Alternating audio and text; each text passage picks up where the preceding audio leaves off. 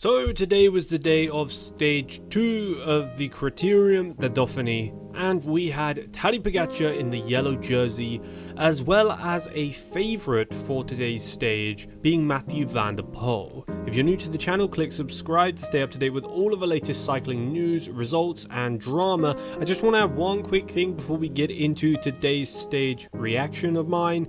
This is that I have acknowledged Mathieu van der Poel is in the middle of still recovering from a wrist injury.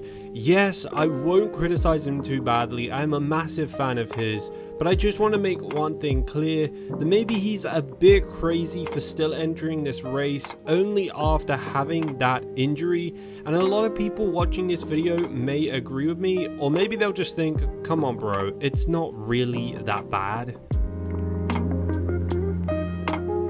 Now getting on to the actual reaction, of course it wouldn't be a cycling race in Europe without at least one absolutely oblivious car driver slash motorist coming onto the closed course in their car and almost wiping out a bunch of cyclists. This was the moment where somebody in what looks to be a VW Beetle was pulling out almost on top of these four guys at the front. Thank God they saw the driver coming out, but the driver didn't see them, clearly. This was a very close near miss, and a lot of people were a bit shook up by this, and of course it kind of made people be a bit more conservative about their breakaways. Now there were a couple of breakaways early on, and we'll get into those next. We'll also talk about Tadej Pogačar and how he behaved in the yellow jersey, and also Mathieu van der Poel and what he did to try and win this stage by using some pretty interesting tactics, and also being wiped out over the last 1k by a different rider who accidentally slowed down out of nowhere.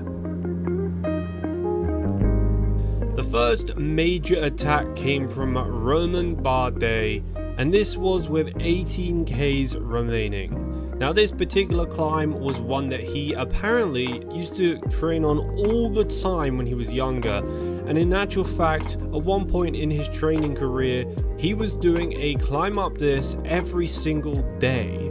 So we're talking about a guy who knows every single bend, every single turn, every single piece of asphalt that has been misplaced on this road. I mean, is that really going to help him?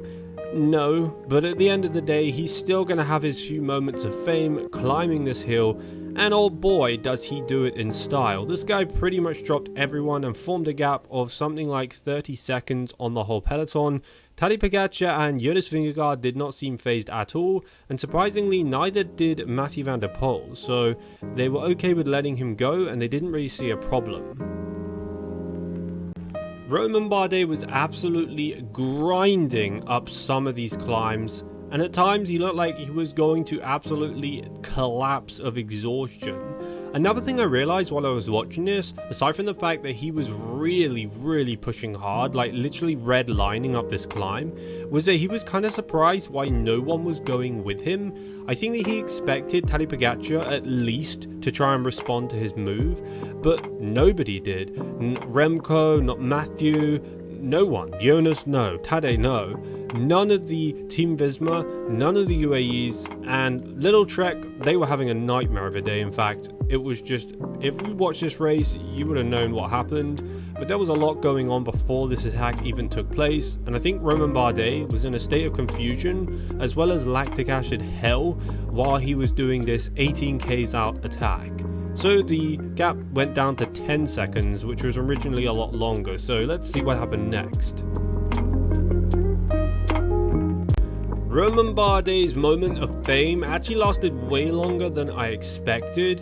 It wasn't until around 9k's to go that the peloton caught him up, and my suspicions were that he didn't actually care.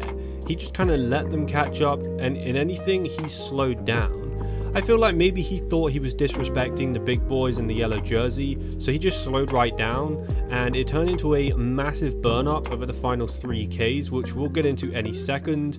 I just find it kind of funny how no one really took his attack seriously, and absolutely nobody went with him. Everyone was just minding their own business. Of course it's only stage 2, I get it, no one's really that serious just yet, but there were still some pretty key climbs in this particular stage, so I was just a bit confused why Tadej was just staying back so far, and Jonas, who we thought was actually going into this in like some attacking mode, decided to not even show himself over the course of the majority of this race. Now, with Romain Bardet absolutely swallowed up into the pack, it was a turn of Team Visma and Team UAE to take control of this stage 2 of Criterium du Dauphine. Now, this was going to be an absolute burn-up. I was watching this wondering where Jonas Vingegaard was. I was also going to think, was Tadej going to make a kick now? I mean, 3 to 4Ks out, he could easily win, I reckon, if he just pushed it. But again, he wanted to leave it to come down to a sprint finish. Again, he's saving himself for the next few mountain stages, where we're going to see some pretty big racing in, I think, stage 7 and stage 8. I'm going to be posting a video later tonight about those stages, so make sure you are subscribed to this channel, as I cover some pretty interesting things about the stages and the exact stats about the climbs, etc.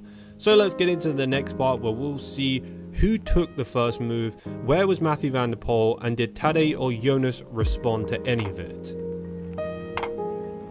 Sure enough, with 1k to go, it was all kicking off. The big names were now at the front of this race, and surprisingly, Little Trek were now up there too. But I noticed that Tadej Pogačar was now drafting off of his Team UAE teammate, and we could see that Mathieu van der Poel was hiding in amongst the lead group, which was kind of a dangerous move. I would have thought that with a wrist injury, you would struggle with like maneuvering around or sudden jerky movements on your handlebars.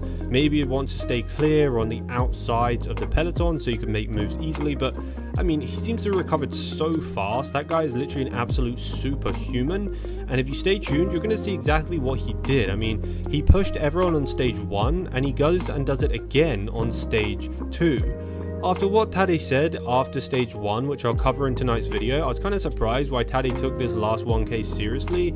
He literally acts like the first few stages of this race don't even matter, and he doesn't really care. It's kind of crazy how laid back he is going into this. If you watched the last 1k burn up, which I'm assuming most of you did, if you didn't, go watch it now after this race, there was a massive, weird kind of tactical move that happened. One of the riders on the far left was actually like first or second place in this last K finishing sprint, and they just out of nowhere just gave up, basically almost causing a huge crash with over 20 riders who were all streamlined and drafted out behind them. It was kind of weird. I don't know why he did it. Maybe something went wrong with his chain or he had a mechanical, but it was really, really unusual, and it almost took out Van der Poel. Like, he literally almost went flying. He had to react yet again, so more kind of jerky movements with his wrist. I'm surprised that it's not causing huge inflammation in his wrist injury and tampering or, you know, hampering his recovery with that injury.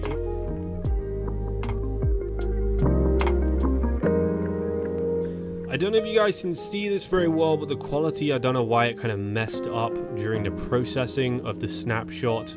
That is Mathieu van der Poel hanging around joint second or third place. Came down to a very tight finish where initially Mathieu van der Poel was actually leading out over the final, I'd say like 10 meters.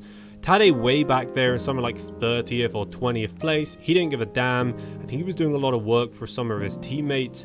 But Mathieu van der Poel was a favourite for this stage, for me anyway, and he got pipped by a Little Trek rider, which I was super surprised about. Yet again, he mistimed his sprint, or maybe his wrist injury is like playing a part in why he's losing all of his sprints. Now, I say losing, the guy wasn't even meant to race this event. He wasn't meant to be here after his, accident at the Mountain Bike World Championships, but he did decide to race it. I mean, maybe his team, Alpecin, decided that he shouldn't do it, or they tried to persuade him not to, but because Mathieu van der Poel spent like a week doing Zwift races and somehow sleeping probably 20 hours a day, taking ice baths, grounding, eating like a million herbs for anti-inflammatory properties, somehow he felt that he was strong enough and recovered enough to actually do this race. And he's proven that he actually was. I mean, look at this guy. He's finished within the top 5 of the past 2 stages. He has done insane so far, and there's actually a gravel stage, a little bit of a gravel stage coming up at the end of this. I'll cover that in tonight's video, where I'll break down stage 7 and stage 8 along with some reactions by Tadej Pogačar and Jonas Vingegaard. So there you have it, guys. That is stage 2 summarized. In my opinion, I'm reacting to the content. I want to say that this particular stage was a surprise. You know, Romain Bardet making a massive move with 18Ks to go. I love that. I think it was gutsy, but the Peloton didn't take it serious. Tadej Pogačar knows that he needs to save himself for stage 7 and 8. The mountain stages are brutal, and I think the reason Jonas Vingegaard didn't even show himself was because of those stages. That recovery is now number 1. Jonas was playing mind games, you guys. He had crazy first stage 1 yesterday, and now he's just going to pretend he doesn't even exist for the next 3 or 4 stages, and you watch. By the time he gets to stage 5 or 6, bang, this guy's going to go absolute crazy, and he is going to make Tadej Pogačar shake in his cleats. Please subscribe to my channel to stay up to date with all of the stages. I'll be covering them here on this channel. Please subscribe for the latest race results, cycling drama, and also cycling transfer news. Leave a like on today's video and comment down below your opinion.